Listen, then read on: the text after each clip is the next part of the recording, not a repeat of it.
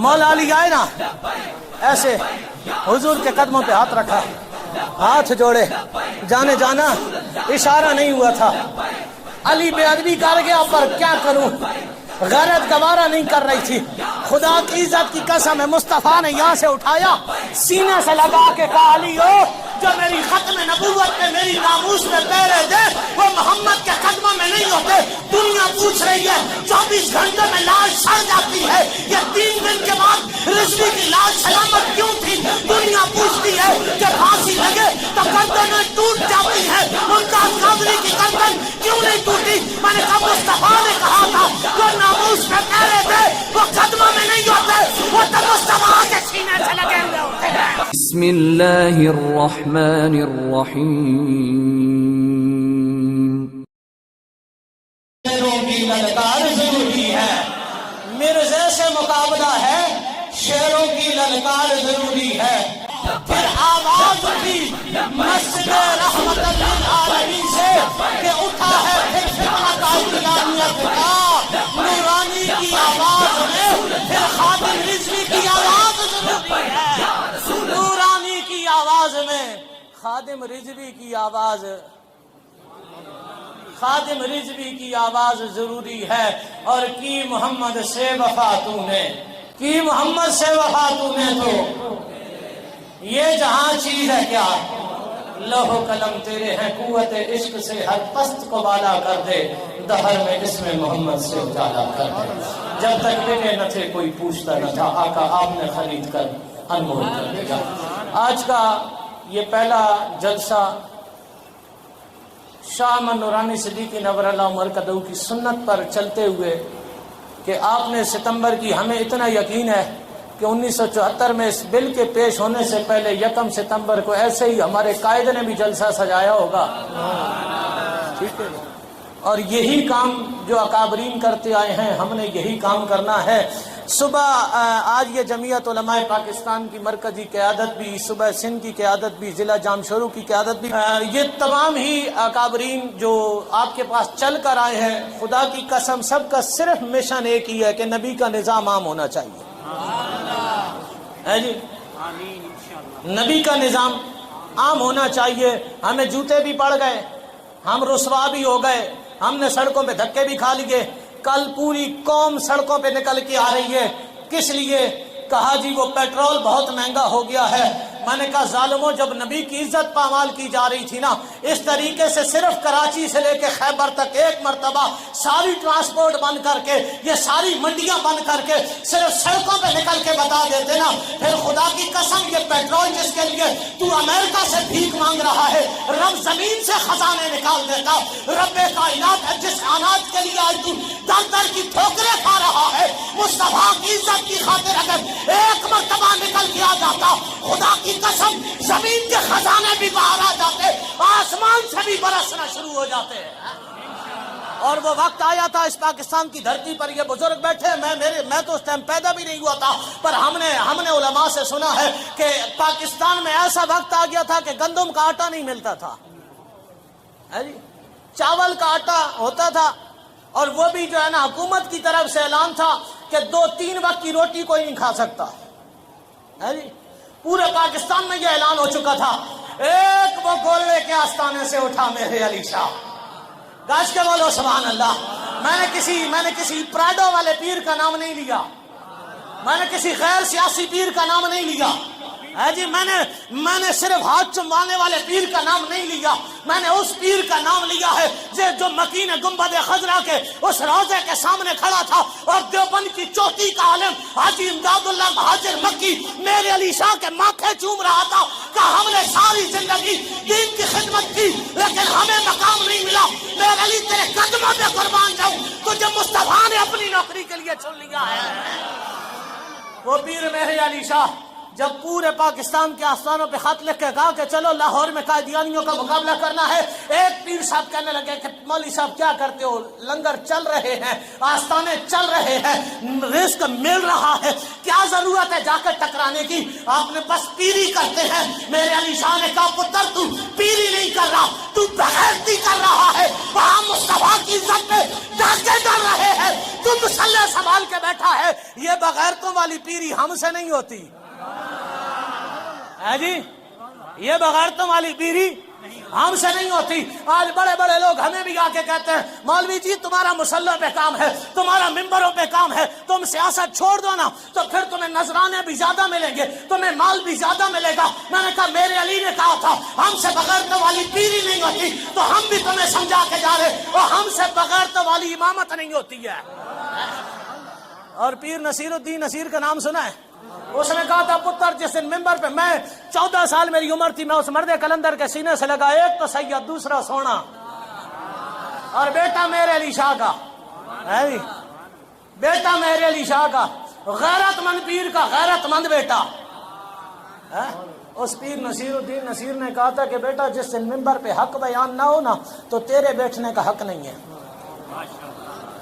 جی، سمجھ آ رہی ہے؟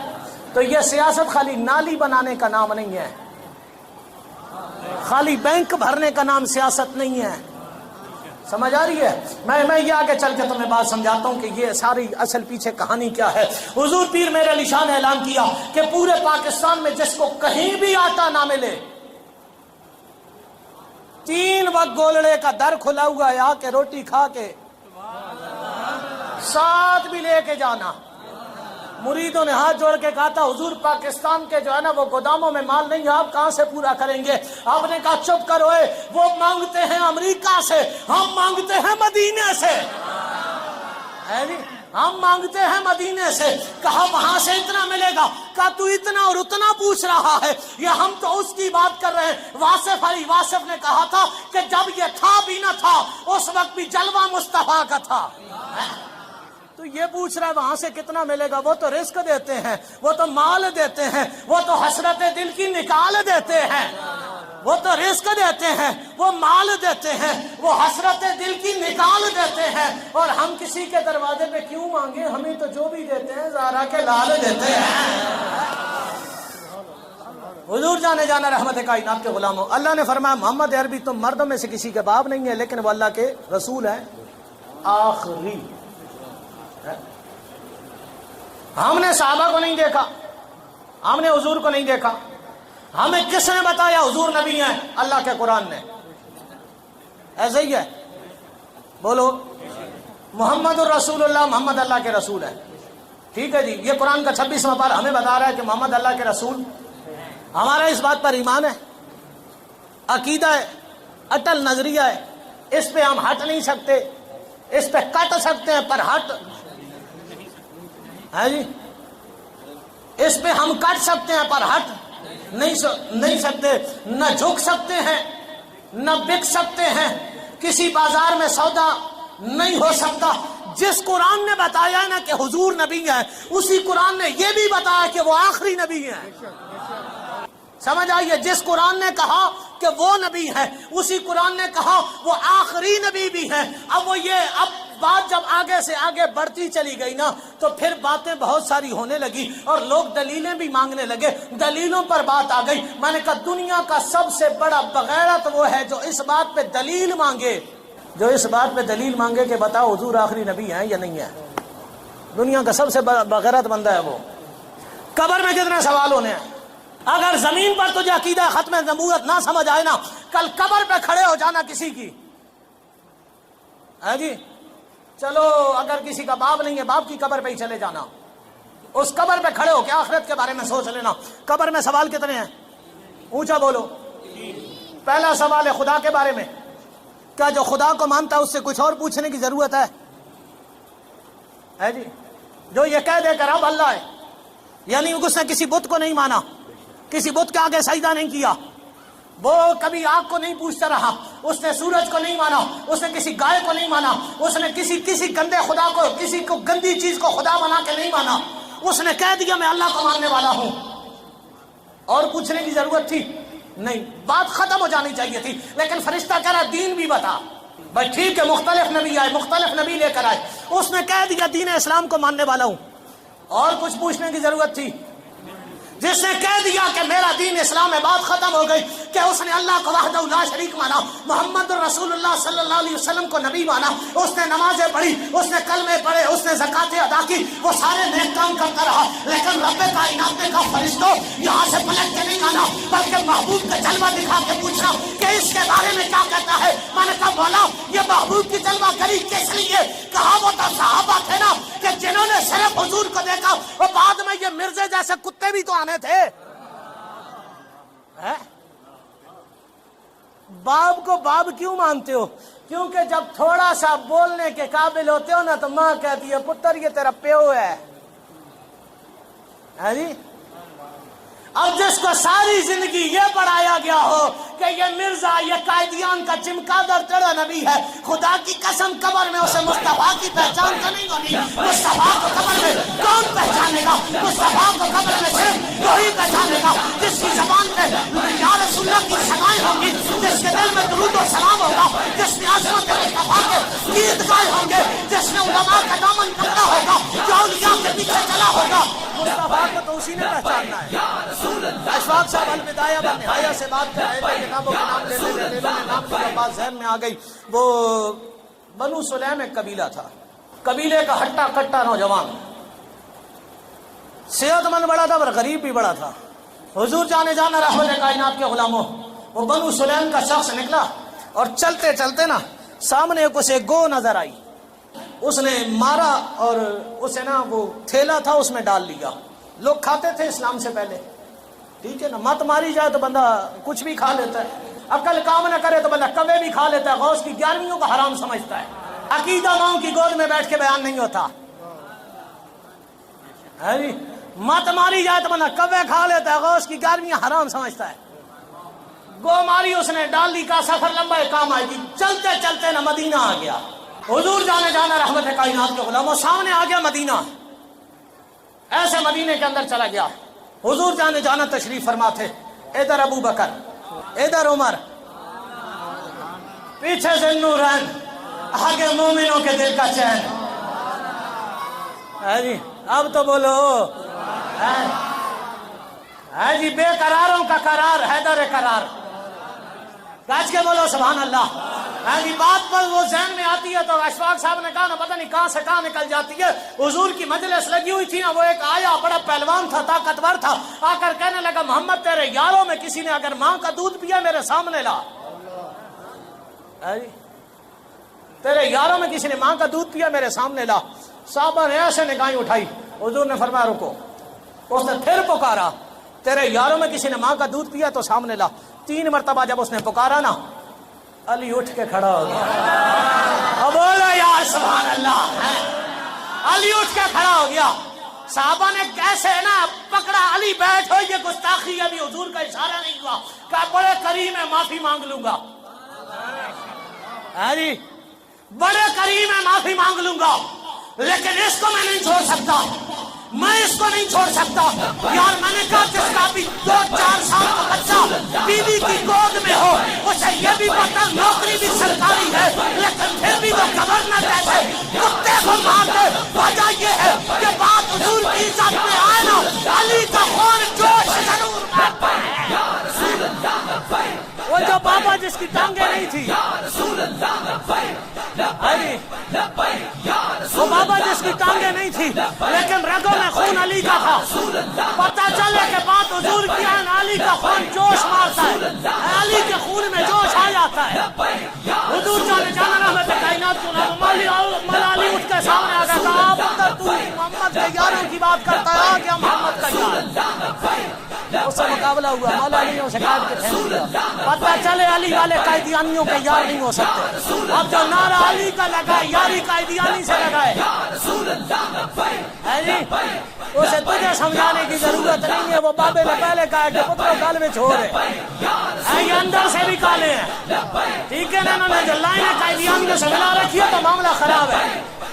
مولا کائنات علی مرتضیٰ شیر خدا یار، بات یہ ہے کہ قبلہ شاہ احمد نورانی صدیقی جس دور میں بندہ 30-40 روپے میں کراچی سے پشاور چلا جاتا ہو ہے جی، وہ عبدالستار خان نیازی رحمت اللہ تعالی علیہ، اس مرد قلندر کی کیا بات ہے، وہ جیسے برفوں کی سلیوں پر لٹایا گیا، یہ کالا باغ کا علاقہ ہمارے پڑوس میں ہے، یہ جیسے جامشور حیدرآباد اڑوس پڑوس میں ہے، ایسے ہمارے میاں والی کے پڑوس میں کالا باغ ہے۔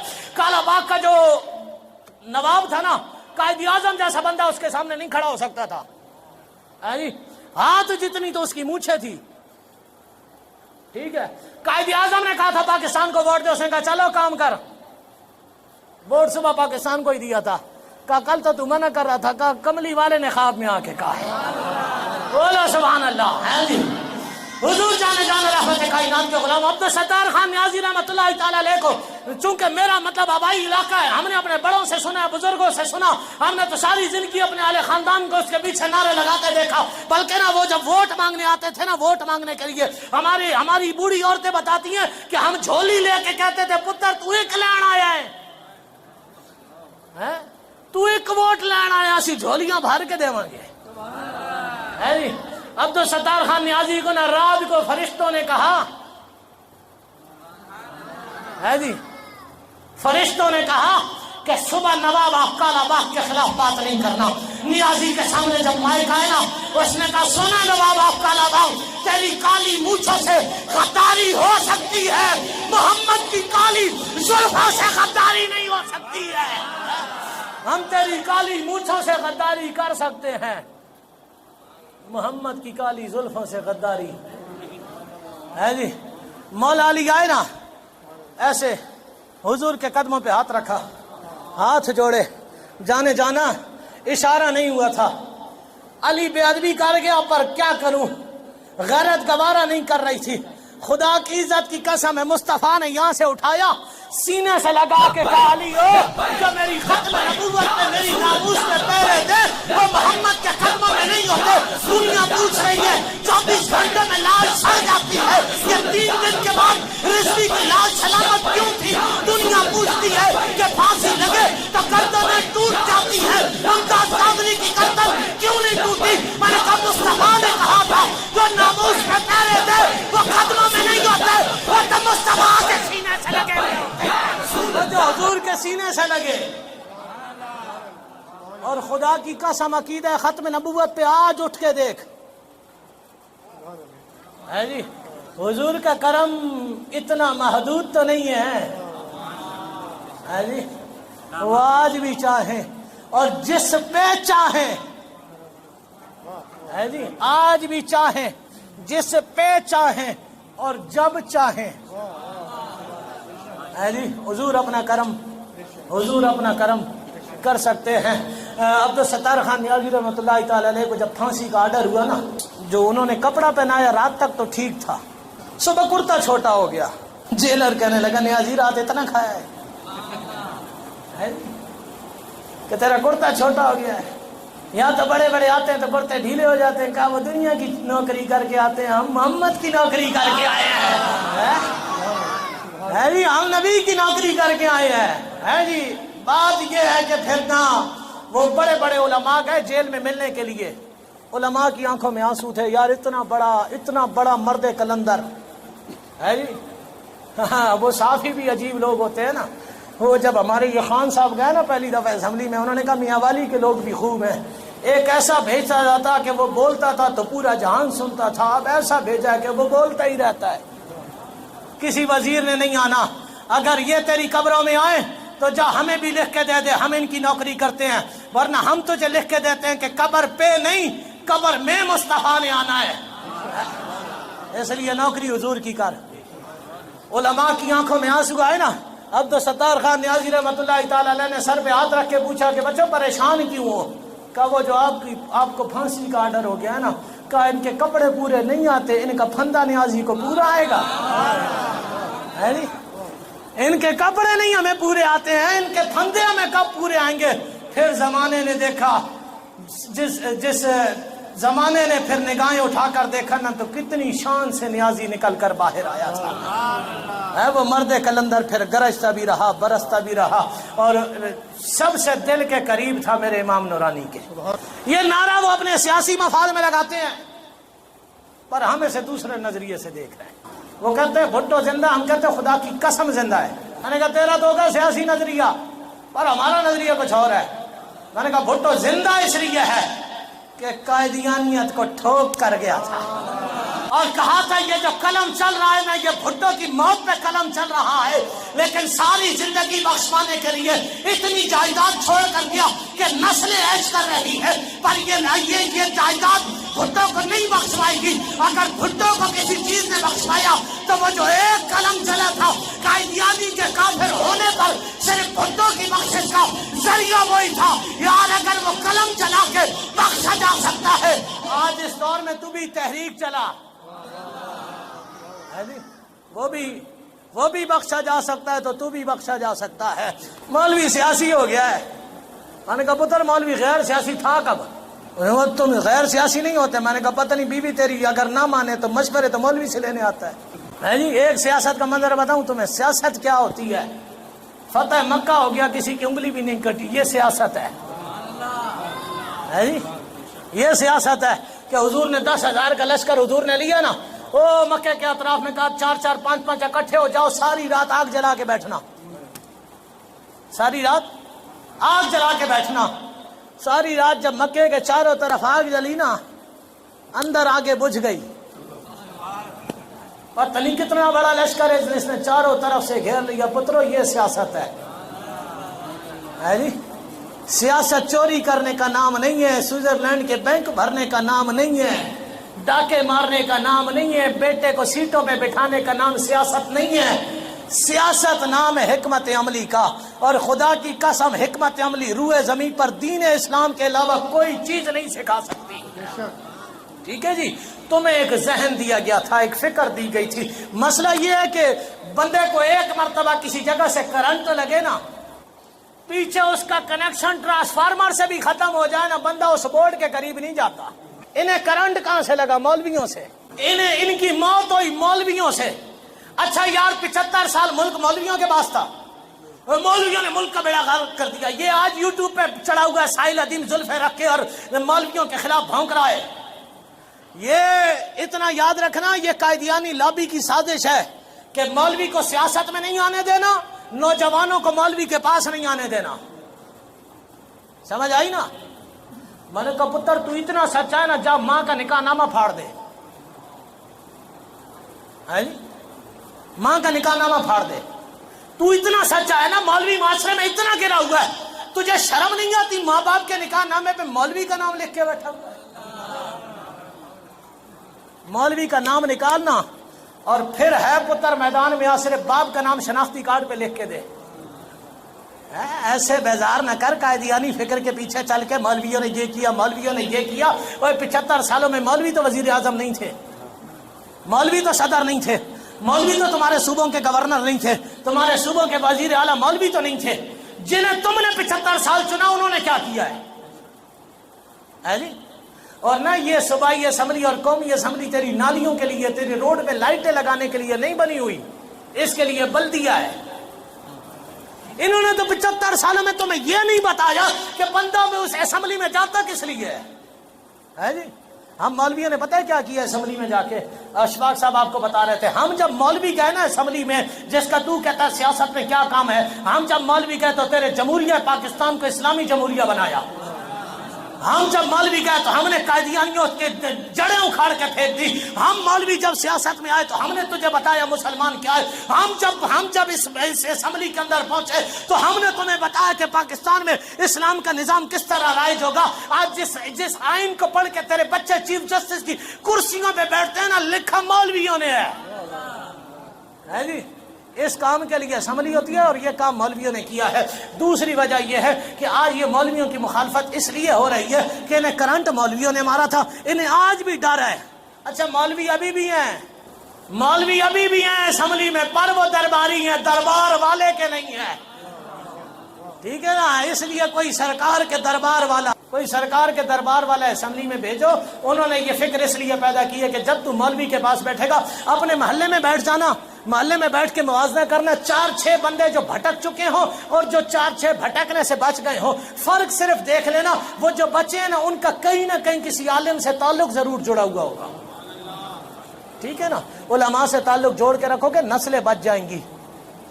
ٹھیک ہے، ورنہ اس لابی کے ہتھے چڑھ گئے نا، خدا کی قسم بیڑا غرق ہو جائے گا۔ زمانہ بہت کچھ دینے کو تیار تھا میرے امام نورانی کو، وہ میرے امام نورانی کو اس وقت لاکھوں کروڑوں کی آفریں زمانہ دے رہا تھا، نیازی کو خریدا جا رہا تھا، سارے کام کیے جا رہے تھے، آج بھی خریدا جاتا ہے، آفریں آج بھی دی جاتی ہیں۔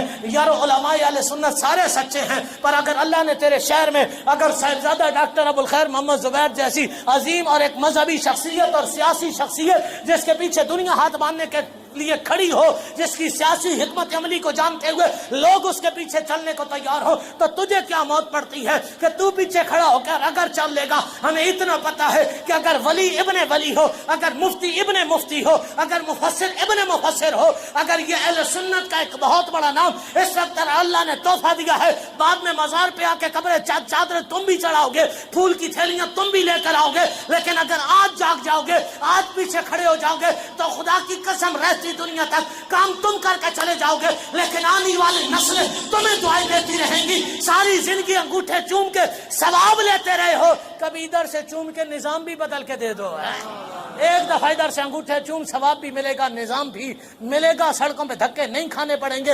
امام نورانی نے سارا کچھ قبول کیوں نہیں کیا؟ کیونکہ میرے امام نورانی کا دل یہ کہتا تھا کہ قبر میں جاؤں گا تو حضور آئیں گے اور پھر زمانے سے پوچھوں گا تو شاہد و عالم کا گدا ہے کہ نہیں، قسمت میں تیری ذوق وفا ہے کہ نہیں۔ مر کے پہنچے قبر میں تو فرشتوں سے پوچھا یہاں سبز گنبد کی فضا ہے کہ نہیں۔